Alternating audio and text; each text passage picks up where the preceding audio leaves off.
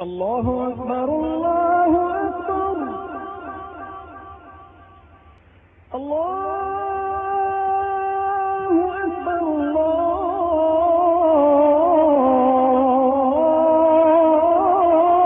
اکبر۔ ایمان کا تعلق دل سے ہے، لہٰذا کون دل سے مسلمان ہے اور کون نہیں، یہ صرف دلوں کا حال جاننے والا اللہ تعالیٰ ہی جانتا ہے، یا وہ جان سکتا ہے جسے اللہ تعالیٰ کی طرف سے یقینی وحی آتی ہو، یعنی اس کا نبی۔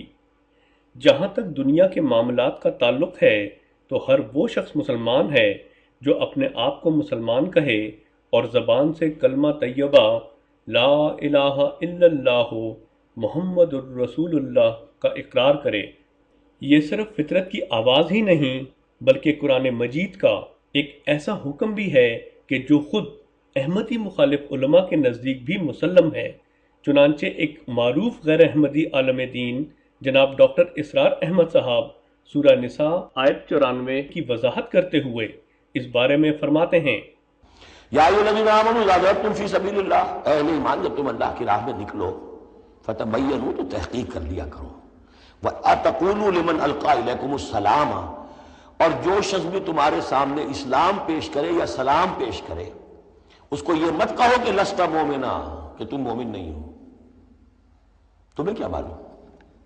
ایمان کا تعلق دل سے ہے، دنیا کا سارا معاملہ اس کے اسلام پر ہوگا۔ اگر وہ کلمہ شہادت پڑھ رہا ہے، اپنے اسلام کا اظہار کر رہا ہے، you have to take him on his words۔ زبان سے تو یہ غیر احمدی علماء یقیناً اس قرآنی تعلیم کا اقرار کرتے ہیں، مگر ان کا عمل اس قرآنی تعلیم کے کلیتاً برعکس ہے۔ کون نہیں جانتا کہ احمدی مسلمانوں کو باوجود اپنے آپ کو مسلمان کہنے اور کلمہ طیبہ اور کلمہ شہادت پڑھنے کے یہ تمام مولوی حضرات غیر مسلم اور غیر مومن کہتے ہیں۔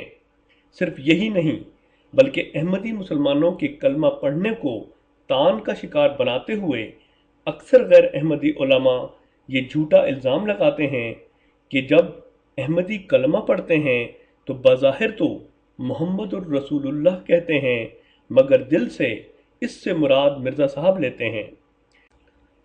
چنانچہ ایک ایسے ہی جھوٹے اور ناپاک الزام کا ذکر کرتے ہوئے مولانا یوسف لدھیانوی صاحب اپنی کتاب قادیانیوں اور دوسرے کافروں کے درمیان فرق کے صفحہ 13 پر لکھتے ہیں: ان کے نزدیک غلام احمد قادیانی خود محمد رسول اللہ ہے اور کلمہ طیبہ میں محمد الرسول اللہ سے مرزا مراد لیتے ہیں۔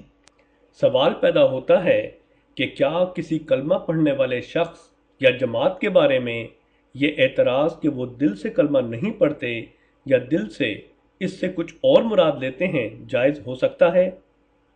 مگر ٹھہریے، کسی مولوی سے اس بارے میں فتویٰ لینے کے بجائے دیکھتے ہیں کہ اس معاملے میں خود آن حضرت صلی اللہ علیہ وسلم کا کیا فیصلہ ہے۔ جب اسی قسم کا معاملہ آن حضرت صلی اللہ علیہ وسلم کی خدمت میں پیش ہوا تو آپ نے کیا فیصلہ صادر فرمایا؟ چنانچہ اس کا ذکر کرتے ہوئے ڈاکٹر اسرار احمد صاحب اقرار فرماتے ہیں: تو یہ معاملہ ہو گیا تھا حضرت اسامہ کے ساتھ۔ حضرت اسامہ کا جنگ میں ایک کافر سے دو بدو مقابلہ ہوا۔ جب وہ کافر بالکل زیر ہو گیا کہ اب اس کو معلوم ہوا کہ میرے لیے بچت کا کوئی راستہ نہیں ہے، انہیں کلمہ پڑھ دیا، اشہد ان لا الہ الا اللہ واشہد ان محمد رسول اللہ۔ حضرت اسامہ نے وہی سمجھا جو کوئی بھی شخص سمجھتا کہ اس نے جان بچانے کے لیے ہیلہ کیا ہے، بہانہ کیا ہے، اپنی تلوار نے روکی قتل کر دیا، لیکن دل میں خلش رہی۔ پھر آپ کے خود انہوں نے کہا یا حضور تک اطلاع پہنچی تو حضور ناراض ہوئے۔ اے اسامہ کیا کرو گے اس دن، کیا جواب دو گے جب وہ کلمہ شہادت تمہارے خلاف مدعی ہو کر آئے گا کہ میرے ہوتے ہوئے تلوار چلی اس کی؟ جب انہوں نے کہا کہ وہ تو جان بچانے کے لیے اس نے کیا، ہم نے فرمایا حلا شقق بقلبہ، تو تو نے اس کا دل چیر کر کیوں نہیں دیکھ لیا کہ اس کے اندر ایمان ہے کہ نہیں ہے؟ اس قدر غصے کا اور غضب کا انداز۔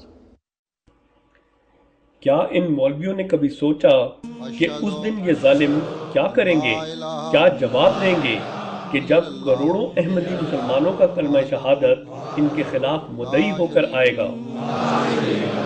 وَأَشْهَدُ أَنَّ مُحَمَّدًا عَبْدُهُ وَرَسُولُهُ۔ جہاں میں نہیں ہے کوئی اس کا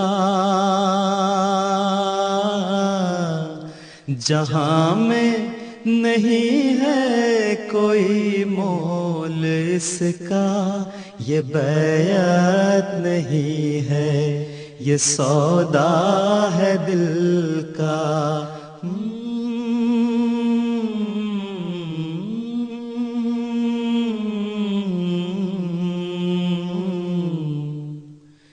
اشہد ان لا الہ الا اللہ وحدہ لا شریک لہ واشہد ان محمدا عبدہ ورسولہ۔ اشہد ان